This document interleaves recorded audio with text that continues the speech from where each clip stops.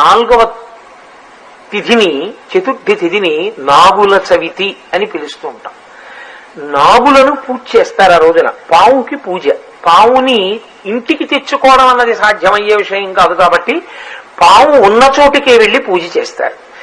నాకు మీరు ఒక విషయం కొంచెం జాగ్రత్తగా ఆలోచించి చెప్పండి. సాధారణంగా నాగుల చవితి చెయ్యనటువంటి వాళ్ళు ఉండరు. అన్ని వర్ణముల వారు చేస్తారు. అందరూ తలస్నానం చేస్తారు, చక్కగా పుట్టక పెడతారు, ఏదో అందులో గుడ్డు వేస్తారు, లేకపోతే చిమ్మిలి వేస్తారు, లేకపోతే చలివిడి వేస్తారు, లేకపోతే ఆవు పాలు పోస్తారు, ఆ పుట్ట చుట్టూ తిరుగుతారు, పిల్లా పాపలతో నమస్కారం చేస్తారు, ఇంటికి వచ్చేస్తారు. పావుని పూజ చేసేటప్పుడు ప్రకటనంగా ఒక మాట అడుగుతారు పుట్ట దగ్గర నిలబడి. ఎందుకు అడుగుతారు అంటే దానికి కారణం ఉంటుంది.